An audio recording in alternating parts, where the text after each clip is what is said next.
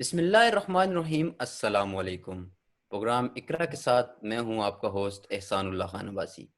ناظرین اور سامعین، آپ یہ پروگرام سن رہے ہیں رفا 102.2 پر، اور اس کے ساتھ ساتھ آپ ہمیں دیکھ سکتے ہیں عزم پاکستان .tv پر اور hec.edu.gov.pk پر۔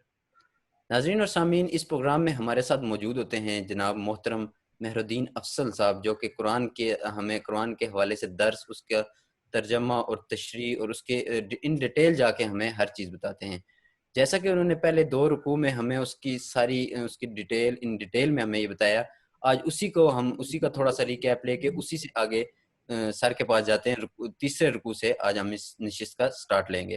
السلام علیکم سر، کیسے ہیں؟ خیریت سے ہیں؟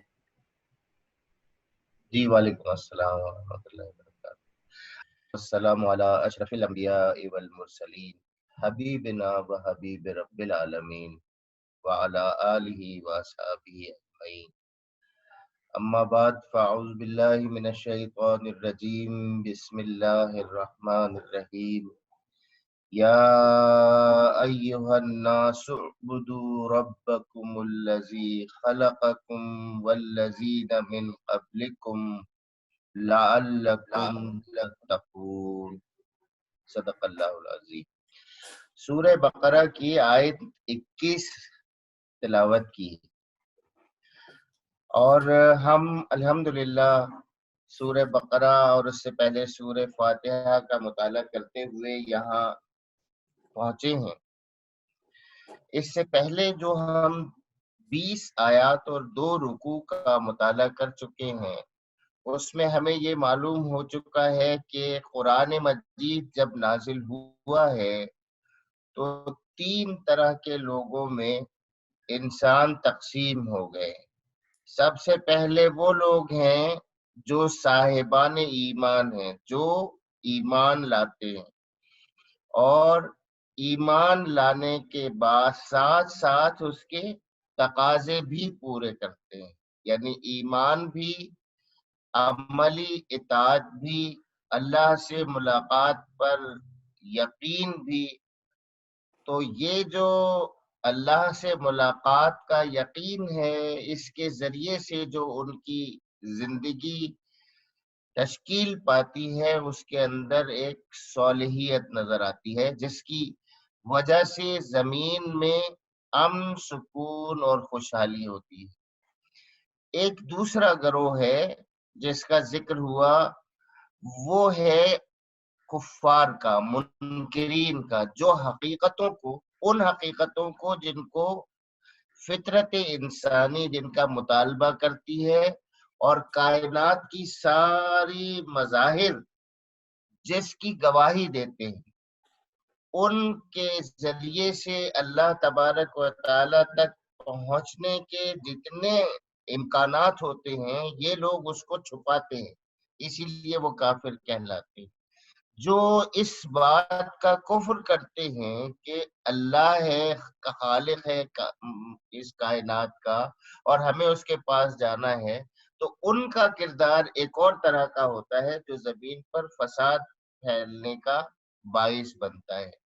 تیسرا گروہ جو زیادہ تفصیل سے قرآن مجید، کوئی 13 آیات، پچھلی 14 سے، یعنی اگر آپ کہیں آیت 8 سے لے کر آیت 20 تک 13 آیات، وہ منافقین ہیں۔ تو منافقین میں 2 طرح کے لوگ شامل تھے۔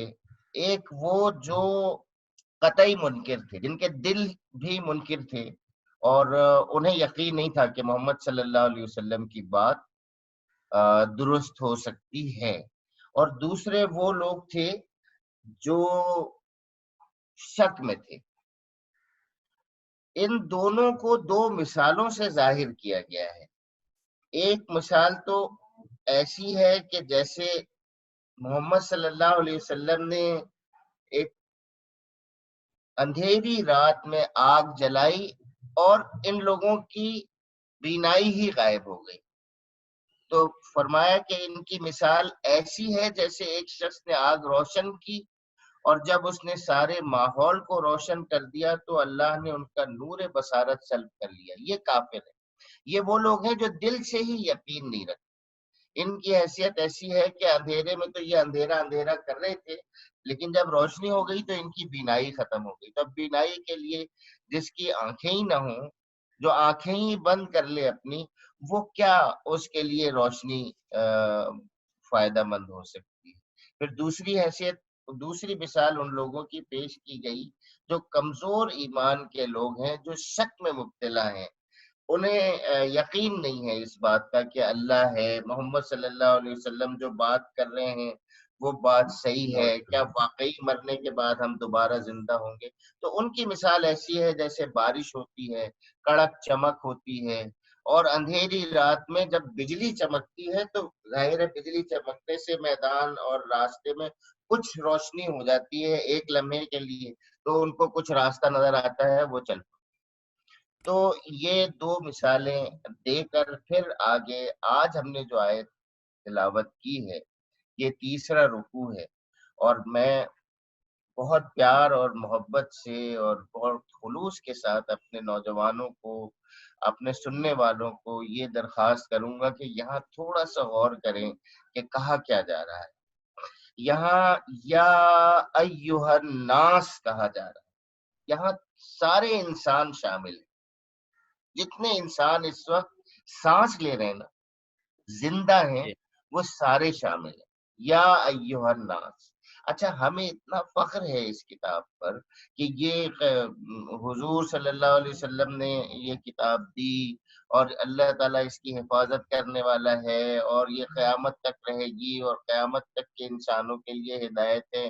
یہ ساری باتیں ہم کہتے نہیں تھکتے. تو اس کا مطلب یہ ہے کہ یہ کتاب تمام انسانوں کے لیے ہدایت ہے، قیامت تک کے لیے ہدایت ہے. تو اللہ تعالیٰ کہہ رہا ہے یا ایھا الناس. تو یا ایھا الناس کی صدا کیسے پہنچے گی 7 ارب 80 کروڑ انسانوں تک جو آج سانس لے رہے ہیں؟ بس یہ سوال میں آپ سے کرتا ہوں کہ یہاں جب ہم اس کو پڑھتے ہیں نا، یا ایھا الناس اعبدوا ربکم الذی خلقکم والذین من قبلکم لعلکم تتقون، کہ لوگوں بندگی اختیار کرو اپنے اس رب کی جو تمہارا اور تم سے پہلے جو لوگ ہو گزرے ہیں ان سب کا خالق ہے، اور تمہارے بچنے کی توقع اسی صورت سے ہو سکتی ہے. تو یہ بات کیسے پہنچائیں گے ہم ان لوگوں تک، سارے 7 ارب سے زیادہ انسانوں تک، جو تقریباً 8 ارب کو پہنچنے والے ہیں، جن کی آبادی تیزی سے بڑھ رہی ہے، اور ان سب تک دعوت پہنچانی. اور جب میں کہتا ہوں آبادی تیزی سے بڑھ رہی ہے تو آپ اسی حساب سے، جس حساب سے آبادی بڑھ رہی ہے اسی حساب سے کمیونیکیشن میں آسانی بھی بڑھتی چلی جا رہی ہے. ایسا انتظام ہوتا چلا جا رہا ہے کہ سارے انسان ایک ہی وقت میں ایک شخص کی آواز کو سن سکیں. تو کیا اس کی تیاری ہم اپنے لیول پہ ہم کر رہے ہیں یا ایھا الناس تمام انسان کو خطاب کرنے کے لیے؟ یہ آیت ابھی تیسرا ہی رکوع ہے سورہ بقرہ کا. اگر قرآن مجید کی ترتیب میں آئیں تو سورہ فاتحہ کے بعد یہ دوسری سورت ہے اور تیسرا رکوع ہے. آیت نمبر 20 ہے، 21 ہے، اور اس میں بالکل قرآن مجید کے آغاز میں ہی یہ بات کہہ دی گئی کہ لوگوں بندگی اختیار کرو اپنے اس رب کی جو تمہارا اور تم سے پہلے جو لوگ ہو گزرے ہیں ان سب کا خالق. یہ پیغام تمام انسانوں کو پہنچانا ہے. تو یہ قرآن مجید تمام انسانوں کے لیے ہے، اور اس کا پیغام تمام انسانوں تک پہنچانا یہ ہماری ضرورت ہے، یہ ہمارا فرض ہے. یہ ہمیں تلاوت کرنے کے لیے صرف نہیں دیا گیا کہ ہم اس کی تلاوت کریں اور تلاوت کر کے ہم اس سے ثواب حاصل کریں. ثواب بھی ملے گا، ضرور ملے گا، لیکن اگر ہم اس پر عمل نہ کریں اور یہ کام نہ کریں تو کیا ہوگا؟ اس کے نتیجے میں انسان محرومی کا شکار ہوگا. جو چیز انسان تک پہنچنا چاہیے اس کی ڈیوٹی آپ کو لگائی گئی ہے کہ آپ وہ چیز پہنچائیں. آپ وہ کام نہیں کریں گے تو وہ کام کوئی اور بھی نہیں کرے گا. آپ سمجھتے ہیں نا, مینجمنٹ کا اتنا سادہ سا اصول تو سمجھ سکتے ہیں نا کہ یس سر، ورک ڈسٹریبیوشن میں جو کام جس کے ذمے لگا ہو وہ کام اگر نہیں ہو تو نہیں ہو رہا ہوگا, نہیں تو ہوگا. یہ کام نہیں ہو رہا. بے یہاں اب آپ سنیے کہ کہا کیا جا رہا ہے, لوگوں, تمام انسانوں, بندگی اختیار کرو اپنے اس رب کی جو تمہارا اور تم سے پہلے ہو گزرے ہیں, ان سب کا خالق ہے. تو جو لوگ پہلے پیدا ہوئے ان سب کا اور جو آج ہیں ان سب کا خالق کون ہے؟ اللہ تعالیٰ ہے. اور اللہ تعالیٰ. بندگی کے بارے میں ہم پہلے جان چکے ہیں کہ یہ وہی بندگی ہے جو زندگی کے پورے دائرے میں ہونی ہے. کوئی چیز اس میں سے منہا نہیں کر سکتے, کوئی چیز ڈیٹیکٹ نہیں کر سکتے کہ زندگی کا یہ پہلو یہ جو ہے وہ رب کی بندگی سے خالی ہے, یہ نہیں کر سکتے. تو پوری زندگی, چاہے وہ انفرادی زندگی ہو, چاہے وہ اجتماعی زندگی کا معاشرتی پہلو ہو, معاشی پہلو ہو, سیاسی پہلو ہو, حیاتیاتی پہلو ہو, جو بھی پہلو, جنگی پہلو ہو, ہر پہلو اس میں بندگی کیا کس کی ہوگی؟ اللہ کی ہوگی. اور بندگی کا مطلب کیا ہے؟ بندگی کا مطلب تسبیح نہیں ہے, سبحان اللہ کہنا نہیں ہے, الحمدللہ کہنا نہیں ہے. اس لیے کہ یہ تو وہ بات ہے, ابھی ہم آگے پڑھیں گے چوتھے رکوع میں, کہ جو فرشتوں نے کہا تھا کہ آپ کی تسبیح تو ہم کر ہی رہے ہیں جب انسانوں کو تخلیق کیا تھا. تو بندگی کا مطلب تسبیحات پڑھنا نہیں ہے, بندگی کا مطلب اطاعت ہے. انسانوں کو لازمی طور پر مل جل کر رہنا ہے, تو انہیں کوئی نہ کوئی اصول بنانا ہوگا, اور وہ اصول اللہ تبارک و تعالی نے دیے ہوئے ہیں, ان کی اطاعت یہ بندگی ہے. تو کہا جا رہا ہے کہ لوگوں بندگی اختیار کرو اپنے اس رب کی جو تمہارا اور تم سے پہلے جو لوگ ہو گزرے ہیں ان سب کا خالق ہے. تمہارے بچنے کی توقع اسی صورت میں ہے, لعلکم تتقون, شاید کہ تم بچ سکو. کس چیز سے بچ سکو؟ یعنی دنیا میں جو تم غلط افکار کے نتیجے میں غلط قاعدے بناتے ہو, اس کی وجہ سے زمین میں فساد پیدا ہوتا ہے, یعنی اجتماعی تعلقات میں خرابی پیدا ہوتی ہے. اس خرابی سے بچ سکو اور آخرت میں خدا کے عذاب سے بچ سکو. یہاں پہ کیا ہے؟ دو چیزوں سے بچنا ہے. لعلکم تتقون, انسانوں سے کہا جا رہا ہے کہ شاید کہ تم بچ سکو. اگر تم بندگی, اللہ کی بندگی اختیار کرو گے تو بچ سکو گے تم کس چیز سے؟ دنیا میں برے نتائج سے. دنیا میں ظاہر ہے میں اگر کوئی قانون بنا رہا ہوں گا, آپ اگر کوئی قانون بنا رہے ہوگے تو اس میں اپنا فائدہ دیکھو گے, اپنی برادری کا, اپنے ملک کا فائدہ دیکھو, تو اس سے کیا ہوگا؟ پھر آپس میں لڑائی پیدا ہوگی. یہی فساد ہے جو اس وقت دنیا میں ہو رہا ہے. اس فساد سے جو آج دنیا میں, جو دہشت گردی کی فضا آج دنیا میں ہے, جو بیماریوں کی وبائے عام آج دنیا میں, ان سب سے اگر بچنا چاہتے ہو, اس کرونا کی وبا سے بچنا چاہتے ہو, تو کیا کرنا ہوگا تمہیں؟ اللہ کی بندگی اختیار کرنی ہے. اللہ کی بندگی نہیں ہوگی تو کوئی بھی انسان وہ بے قابو ہو سکتا ہے, وہ بے قابو ہو کے طغیان اختیار کر سکتا ہے, ظالم بن سکتا ہے, ظلم کر سکتا ہے, چوری کر سکتا ہے, ڈاکہ مار سکتا ہے, قتل و غارت کر سکتا ہے. ان سب چیزوں سے قتل کرنا بھی انسان کے ہاتھ میں ہے جس کے پاس طاقت ہو, وسائل ہو. کرپشن کرنا بھی انسان کے ہاتھ میں ہے جس کے پاس امانتیں ہوں. یہ ساری چیزیں, ان کو روک کون سکتا ہے؟ ان کو کوئی کیمرہ نہیں روک سکتا. ان کو کوئی احتساب کا نظام جو انسانوں کا بنایا ہوا ہے نا, چیک اینڈ بیلنس کا, بڑا فخر کرتے ہیں دنیا والے جو ہے وہ سیاست کے سیاسی نظام بنا کر کہ ہمارا دستور بڑا چیک اینڈ بیلنس کا ہے. کوئی نہیں روک سکتے. آج دنیا میں سب سے زیادہ کرپشن کون لوگ کرتے ہیں؟ وہی لوگ کرتے ہیں جو چیک اینڈ بیلنس کے نظام کے باوجود حکومتوں میں ہیں، بڑے بڑے حکمراں ہیں. کیوں؟ اس لیے کہ صرف ایک اللہ ہے جس کے بارے میں یہ یقین سے کہا جا سکتا ہے کہ وہ ہر جگہ ہے، دیکھ رہا ہے اور اس کے پاس پہنچنا ہے. باقی کوئی کیمرہ، ہر چیز فیل ہو جاتی ہے، چیک اینڈ بیلنس کے سارے نظام فیل ہو جاتے ہیں.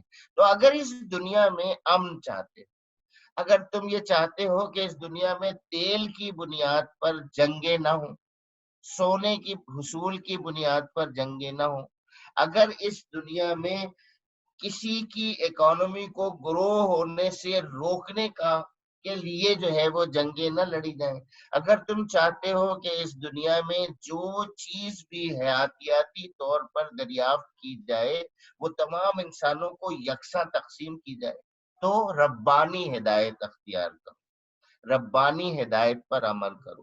ربانی ہدایت پر عمل کا نام ہی بندگی ہے. ربانی ہدایت پر عمل کا نام بندگی ہے. بندگی کسی جنتر منتر اور کلمے کی ورد کا نام نہیں ہے. جو بدقسمتی سے تمام مذہبی گروہوں میں کچھ نہ کچھ حصہ لوگوں کا پایا جاتا ہے، کوئی منتر پڑھ رہا ہے، کوئی الفاظ پڑھ رہا ہے، کوئی کچھ پڑھ رہا ہے، کوئی ورد کر رہا ہے، لیکن دنیا نہیں بدل رہی. دنیا بدلے گی کیسے؟ بندگی سے، اور وہ بھی صرف اللہ تبارک و تعالیٰ کی بندگی سے. اور آخرت بھی اسی صورت میں سدھر سکتی ہے، اللہ کے عذاب سے آخرت میں اسی صورت میں بچ سکتے ہیں جب اس کی بندگی کریں. وہی تو ہے.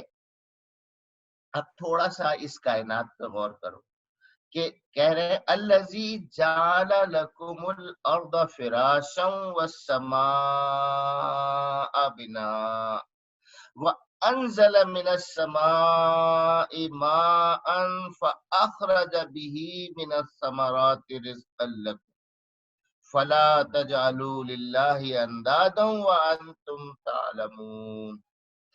وہی تو ہے جس نے تمہارے لیے زمین کا فرش بچھایا، آسمان کی چھت بنائی، اوپر سے پانی برسایا اور اس کے ذریعے سے ہر طرح کی پیداوار نکال کر تمہارے لیے رزق بہم پہنچایا. بس جب تم یہ جانتے ہو تو دوسروں کو اللہ کا مد مقابل نہ ٹھہراؤ.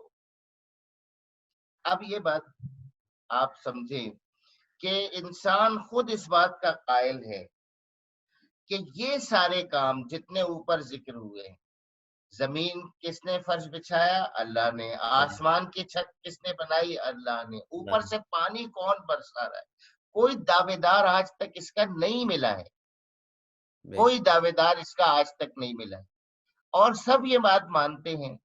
تو پھر اس کے اندر جو پیداوار نکلتی ہے، جو رزق ملتا ہے، یہ سب تم مانتے ہو، تو پھر کس بات پہ تم اللہ کے علاوہ دوسروں کو مد مقابل ٹھہرا رہے ہو؟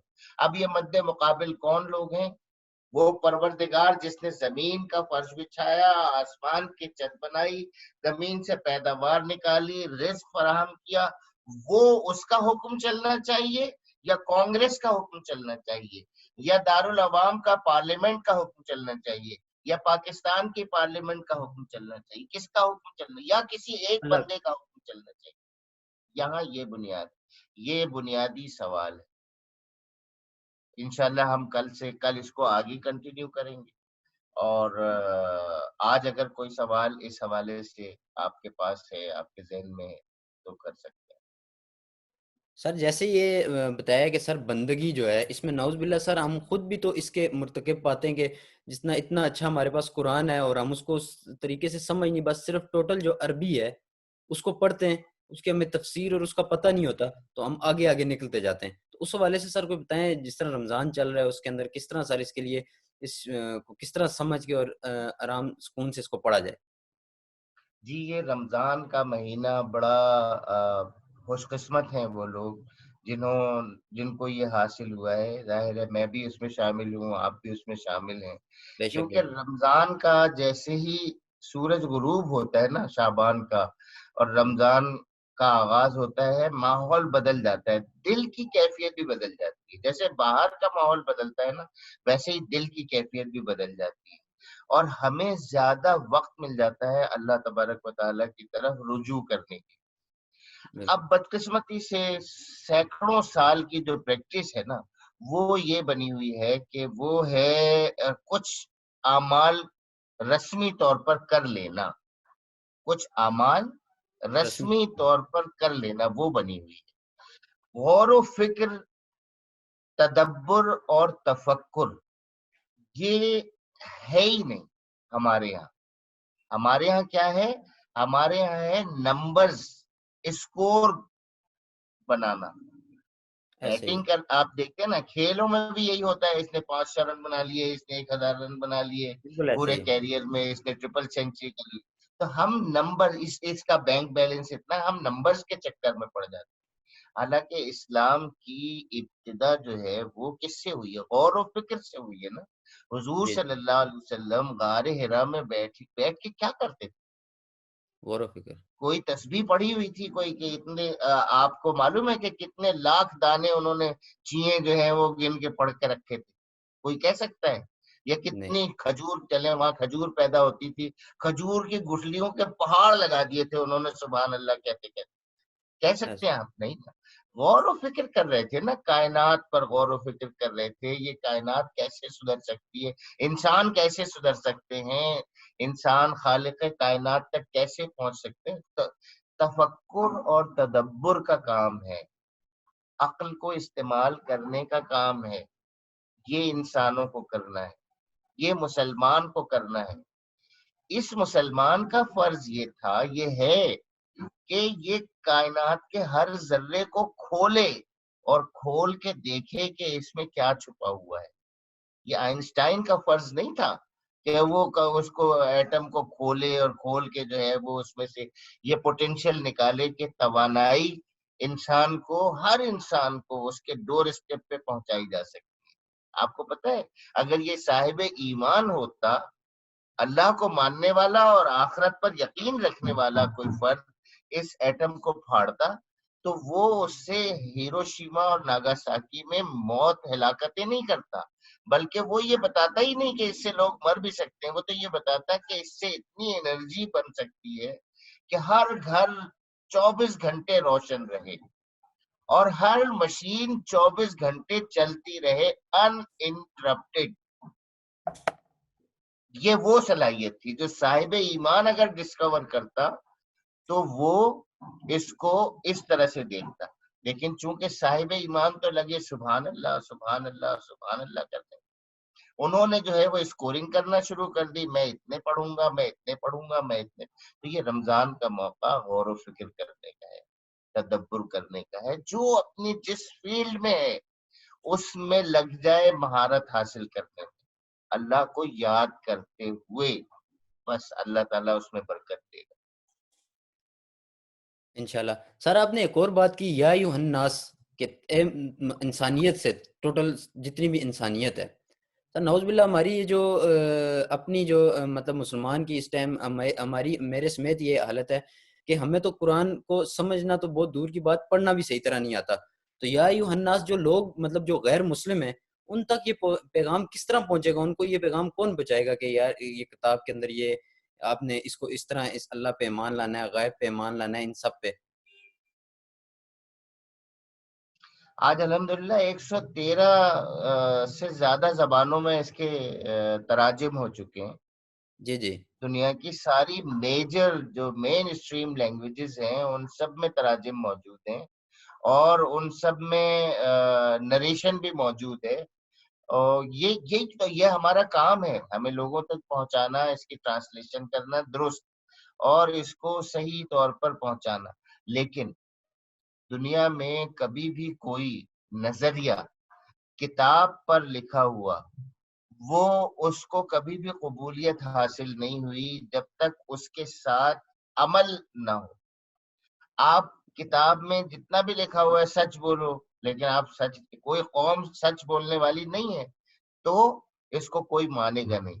یہ قرآن مجید غار حرا سے لے کر اترے تھے محمد صلی اللہ علیہ وسلم. تو محمد صلی اللہ علیہ وسلم کا جو عمل تھا وہ اس کے مطابق تھا یا نہیں؟ ہاں یا نہیں میں جواب دے. تھا نا. ہاں نا، پھر جو بالکل تھا سر. حضرت ابوبکر صدیق ایمان لائے، حضرت عمر ایمان لائے، حضرت خدیجہ ایمان لائیں، ان سب کا طرز عمل اس کتاب کے مطابق تھا یا نہیں؟ صحابہ کا جو ابتدائی.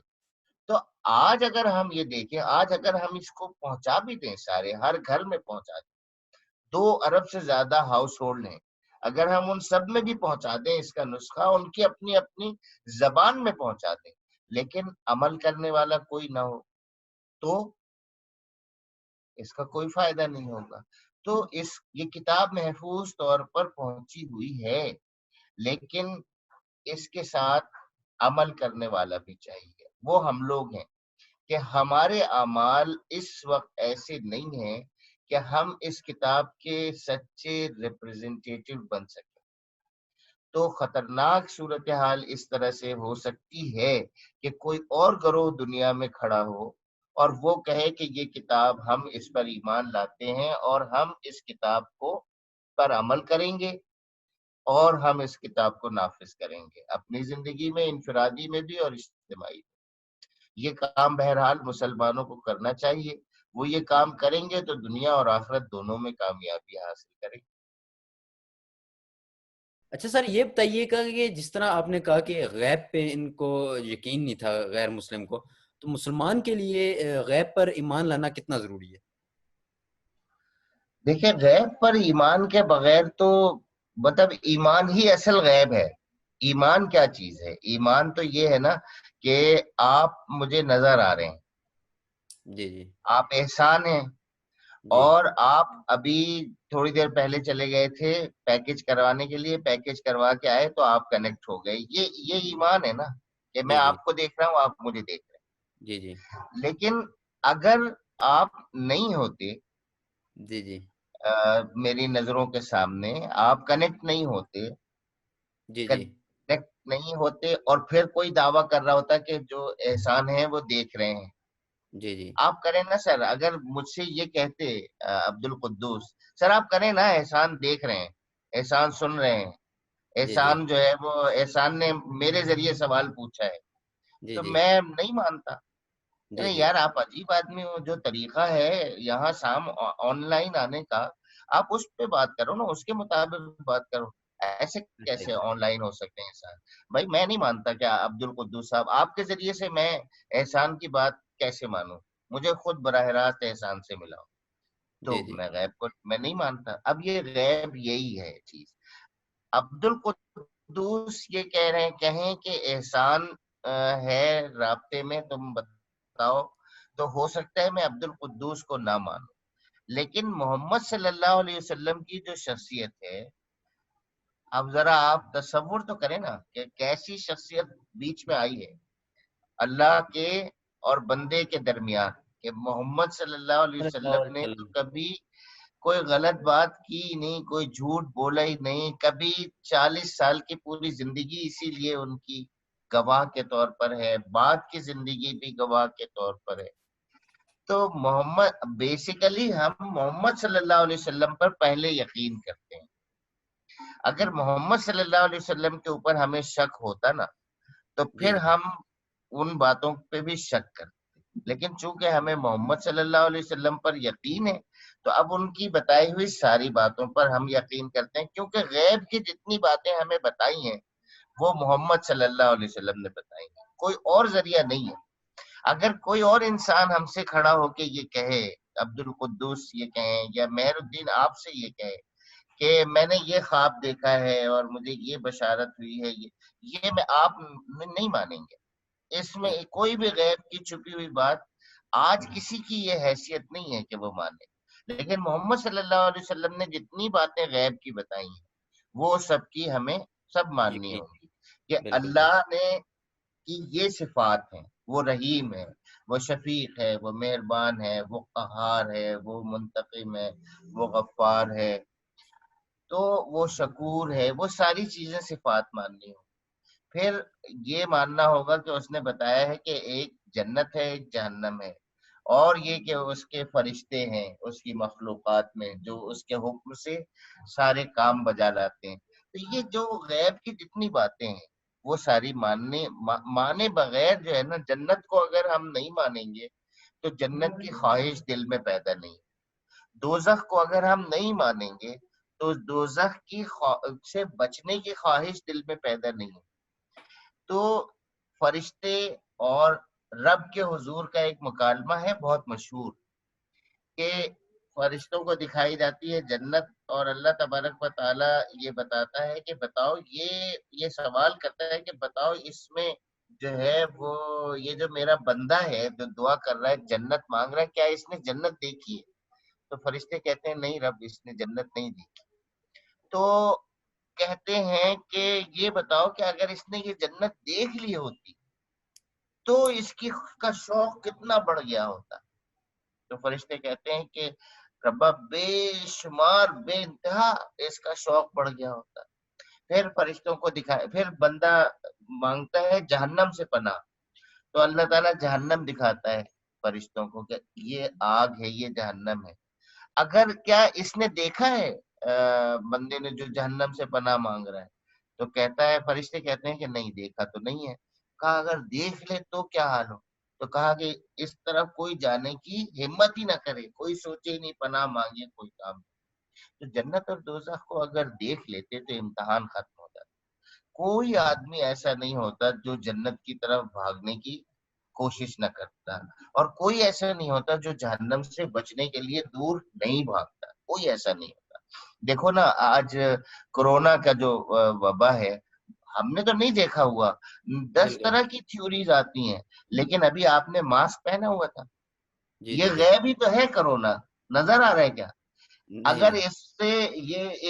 اس پہ یقین کر لیتے نا کہ وہ فلاں لیبورٹری اور امریکہ نے بتایا، برطانیہ نے بتایا، ان کی جو پچھلی ہسٹری ہے نا سائنس کی تعلیم کی، اس کی بنا پر ہم یقین کر رہے ہیں. کس بنا پر یقین کر رہے ہیں؟ سائنس اور ان کی جو ہسٹری ہے نا پچھلی سائنس کی، میڈیکل سائنس کی، اس بنا پر بالکل ہم بالکل. یقین کر رہے ہیں. حالانکہ ہمیں ایس- معلوم ہے کہ تھیوریز بدلتی رہتی ہیں. ابھی 2 دن پہلے جو تھیوری آئی ہے کہ نہیں سب نکلو، سب گھومو پھرو، یہ سب اس سے مقابلہ کرنے کا طریقہ یہ ہے، امیونزم بڑھے گا تمہارا، باہر نکلو. ہو سکتا ہے صحیح یہ بات ہو، لیکن ابھی ہم نے ماسک، چونکہ ہمیں اس پہ یقین ہے نا، کورونا دیکھا نہیں ہے، غیب ہے، لیکن یقین ہے. تو تجربے سے. اللہ ہم نے دیکھا نہیں ہے، جنت ہم نے دیکھی نہیں ہے، لیکن اگر محمد مسلمان صلی اللہ علیہ وسلم کی صلی زندگی اللہ کی علیہ وجہ وسلم. سے ہمیں یقین ہے. بے شک بے شک. ایسے ہی سر، اس نشست کو اپنے اللہم صلی اختتام کی اللہ طرف لے علیہ کے جاتے ہوئے، سر آخری میرا کوشچن آپ سے یہ ہے کہ اس صورت کے شروع میں جو ہے منافقین کے احوال بیان کیے گئے ہیں، تو اس تناظر میں مسلمان کے لیے کیا پیغام ہے سر؟ دیکھیے مسلمان کے لیے یہی ہے کہ وہ یقین کی کیفیت پیدا کریں. آخرت کا جتنا یقین پیدا ہوگا اتنا عمل سے منافقت نکلے گی. اچھا، آخرت چونکہ ایک وعدہ ہے، ابھی فوری حاصل ہونے والی چیز نہیں ہے، تو یقین کے باوجود بعض اوقات چونکہ فوری تو حاصل ہونے والی ہے دنیا، تو اس دنیا کے حصول میں لگ پڑتا ہے، چل پڑتا ہے. اکثر لوگ یہ کہتے ہوئے بھی، مسلمان یہ کہتے ہوئے سنے گئے ہیں یار وہ دیکھ لیں گے جب وہ ہوگا، ابھی تو یار یہ تو ہماری زندگی تو خراب نہیں کرو، یہ زندگی تو ہماری صحیح ہو جائے. بہت اکثر لوگ ہیں، ابھی بڑی جی تعداد میں ایسے لوگ ہیں جو اس مائنڈ سیٹ کے ساتھ زندہ ہیں کہ وہ تو ٹھیک ہے، اللہ بھی ہے، جنت بھی ہے، دوزخ بھی، وہ تو ٹھیک ہے ہم مانتے ہیں، لیکن یار ابھی اس والی زندگی کو تو صحیح کریں. تو یہ اصل میں یقین کا کم ہونا، اور پھر عمل میں اس کو ظاہر نہ ہونا. جب تک آخرت پر جو یقین ہے وہ عمل سے ظہور نہیں ہوتا انسانی زندگی پر، اس وقت تک دنیا کو بھی اس کے فائدے نہیں ملیں گے اور آخرت میں بھی فائدے حاصل نہیں ہو سکتے. بہت شکریہ سر، بہت بہت مہربانی. ناظرین اور سامعین، آپ سن رہے تھے پروگرام اقرا، جس میں ہمارے ساتھ موجود تھے جناب محترم مہر الدین افضل صاحب، جنہوں نے انتہائی اچھی طرح ہمیں ہمارے سوالات کا جواب دیا اور ہمیں سمجھانے کی کوشش کی، اور ساتھ ہی قرآن مجید کے سورۃ البقرہ کی رکوع، تیسرے رکوع کا آج انہوں نے سٹارٹ لیا، اور جو دوسرا باقی پہلے دو تھے ان کی تھوڑا سا ریکیپ دے کے ہمیں بہت ہی اچھی طرح سمجھانے کی کوشش کی۔ اللہ تعالی ہمیں اس کے سمجھنے کی توفیق عطا فرمائے۔ ناظرین، سنتے رہیے اور دیکھتے رہیے پروگرام اقرا۔